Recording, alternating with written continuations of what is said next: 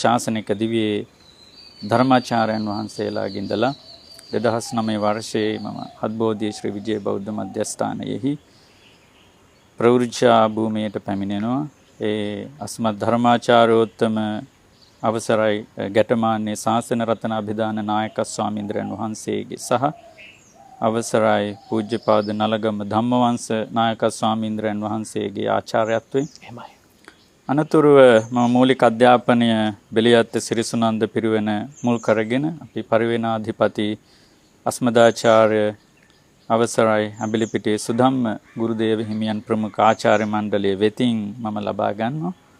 මූලික අධ්‍යාපනය නිම කරලා අනතුරුව මම මහනුවර අස්ගිරිය මහා විහාර මහා පිරිවෙනට ඇතුළත් වෙනවා ප්‍රාචීන භාෂා ශාස්ත්‍ර අධ්‍යයනය සඳහා.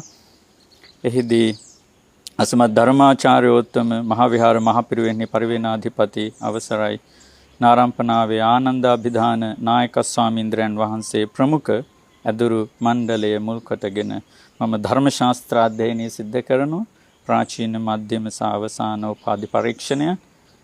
ඒ අතරතුර උසස් පෙළ විභාගයේ සඳහා පෙනී ඉඳලා 2015 වර්ෂයේ පෙනී සිටිනවා.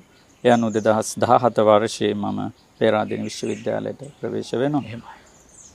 එතකොට ඒ අනුව පේරාදෙණි විශ්වවිද්‍යාලයේදී දෙවෙනි වර්ෂය නිම වෙනවත් සමග මම මෙම මහා බ්‍රිතාන්‍යයට පැමිණෙනවා. පළමුව ඔක්ස්ෆර්ඩ් බෘක්ස් සරසවියට.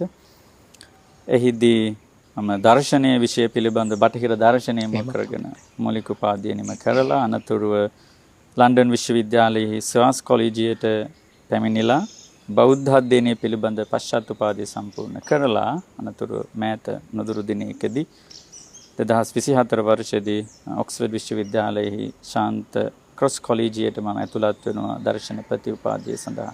නිසා මේ ගමන් මගෙහි මව්දෙමව්පියන් ඇතුළු මට ආචාර්යයන් වහන්සේලා වුණු ගිහි පැවිදි සීල දෙනාට මම කෘතවේදී වෙමින් ඒ සටහන මම බොහොම සැකවින් තබමින් අපේ මේ ධර්ම